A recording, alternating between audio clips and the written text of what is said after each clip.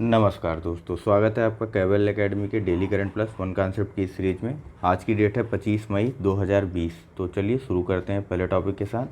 First topic है हमारे पास कि एनटीपीसी और ओएनजीसी ने जो है एक जॉइंट वेंचर बनाया है अक्षय ऊर्जा के लिए। ठीक, अक्षय ऊर्जा यानी रिन्यूएबल एनर्जी के लिए जो है एक जॉइंट वेंचर बनाया है।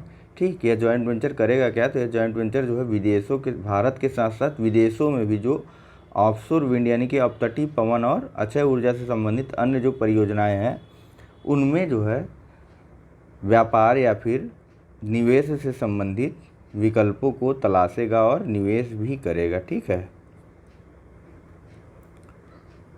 तो ओएनजीसी किसके अंतर्गत आता है? ओएनजीसी पेट्रोलियम एवं प्राकृतिक गैस मंत्रालय के तहत आता है। ठीक, और एनटीपीसी किस मंत्रालय के अंतर आता है? तो यह ऊर्जा मंत्रालय के अंतर्गत आता है। ठीक है, इससे संबंधित यह प्रश्न है, देखिए कि भारत और विदेश में ऑफशोर विंड और अक्षय ऊर्जा को बढ़ावा देने के लिए हाल ही में किन दो महारत्न कंपनियों ने आपस में समझौता किया है? तो किसने? एनटीपीसी और ओएनजीसी ने। चलिए देखते हैं अपने नेक्स्ट टॉपिक की तरफ। नेक्स्ट टॉपिक हमारा ओपन स्काई ट्रीटी से संबंधित है। देखिए हाल ही में अमेरिका ने जो है घोषणा कर दी है कि वह इस संधि से बाहर आ रहा है, तो इसीलिए यह संधि चर्चा में बनी हुई है। तो जान लेते हैं इसके बारे में। सबसे पहले तो यह संधि आई कब? ठीक, तो यह संधि आई थी जनवरी 2002 में, यह संधि लागू हुई थी। ठीक, कितने देशों ने इसमें हस्ताक्षर कर दिया है, रेक्टिफाई किया है? तो 34 देशों ने इस पर जो है मंजूरी दे दी है अपनी, जबकि किर्गिस्तान ने इस पर हस्ताक्षर तो कर दिया लेकिन अभी उसे रेक्टिफाई या उसकी अभी पुष्टि नहीं की गई है किर्गिस्तान के द्वारा। ठीक है, तो बात करते हैं इस संधि के बारे में। होता क्या है ये संधि? तो देखिए इसमें यहाँ पे देखिए, एक दूसरे के क्षेत्र में हथियारों के बिना निगरानी उड़ानों की अनुमति दी जाती है। ठीक, मतलब एक दूसरे के क्षेत्रों में, जैसे कि कोई देश अमेरिका हो गया, ठीक, यूएसए हो गया। बेसिकली ये संधि आई ही इन्हीं दोनों देशों के बारे में थी, यूएसए और रसिया हो गए, ये दो देश हो गए।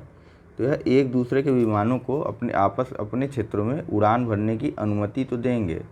ठीक, लेकिन कंडीशन ये है कि वे बिना हथियारों के हों विमान उनके। ठीक है, सबसे पहले प्रस्ताव का प्रस्तुत किया गया था, तो इस बारे में सबसे पहले प्रस्ताव प्रस्तुत किया गया था 1955 में। किसके द्वारा? तो राष्ट्रपति डी आइजन हावर के द्वारा यह प्रस्ताव प्रस्तुत किया गया था।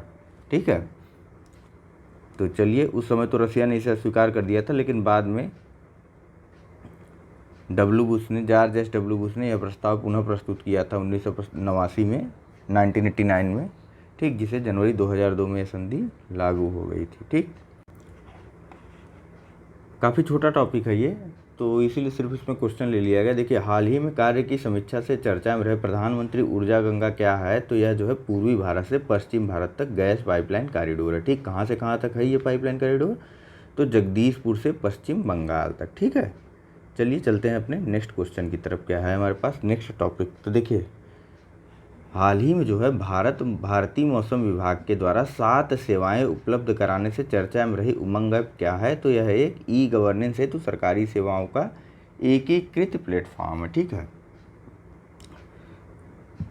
चर्चा में क्यों बनी रही है तो हमने देखा। अब 7 सेवाएं कौन कौन सी जो है मौसम विभाग ने जो है इसमें दी हैं। तो देखिए वर्तमान मौसम के बारे में इससे जानकारियाँ ली जा सकती है उमंग ऐप से, नाउकास्ट की भी जानकारियाँ ली जा सकती है, शहरों के बारे में पूर्वानुमान भी प्राप्त किया जा सकता है, और वर्षा की सूचना, पर्यटन पूर्वानुमान, चेतावनियाँ और चक्रवात की भी जानकारी जो है अब उमंग ऐप के माध्यम से प्राप्त की जा सकती। ठीक है, वर्तमान मौसम में क्या क्या आता है? तो वर्तमान मौसम में जो है दिन में 8 बार जो है टेम्परेचर, ह्यूमिडिटी और हवा की गति और उसकी दिशा के बारे में भी यह बताएगा। ठीक, 150 शहरों में केवल। ठीक है, साथ ही साथ सूर्योदय, सूर्यास्त, चंद्रोदय, चंद्रास्त आदि के बारे में भी जानकारी इससे मिल जाएगी। ठीक,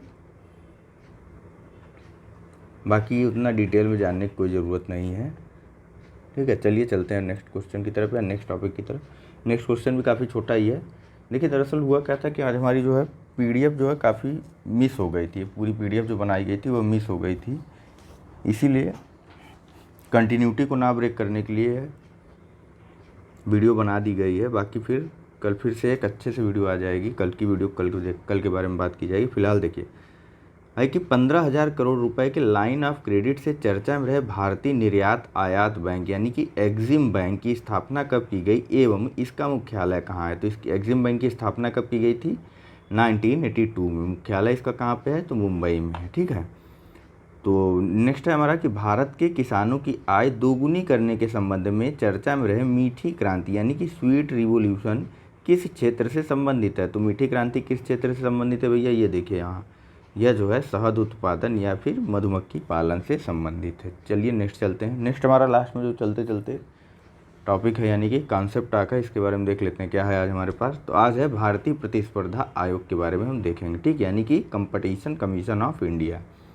ठीक, सबसे पहले तो जान लेते हैं इसकी स्थापना कब हुई थी। तो स्थापना भैया इसकी हुई थी 14 अक्टूबर 2003 में। ठीक, किस अधिनियम के लिए तो प्रतिस्पर्धा अधिनियम 2002 यानी कि द कंपटीशन एक्ट 2002 के तहत इसकी स्थापना हुई थी। कब तो 14 अक्टूबर 2003 में। ठीक, किस लिए की गई थी इसकी स्थापना तो देखिए, प्रतिस्पर्धा पर विपरीत प्रभाव डालने वाले व्यवहारों को रोकने के लिए, बाजारों में प्रतिस्पर्धा को बढ़ाने और उन्हें बनाए रखने के लिए, उपभोक्ताओं के हितों की सुरक्षा के लिए और व्यापार की स्वतंत्रता को सुनिश्चित करने के लिए सीसीआई की स्थापना की गई थी।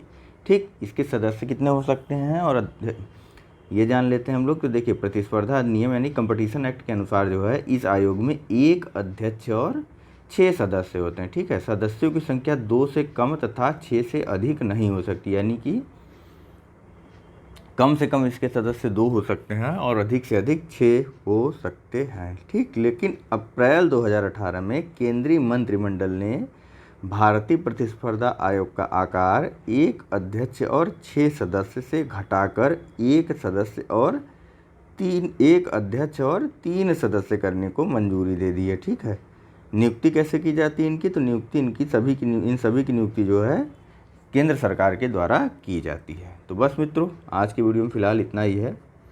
Thank you very much for discussion.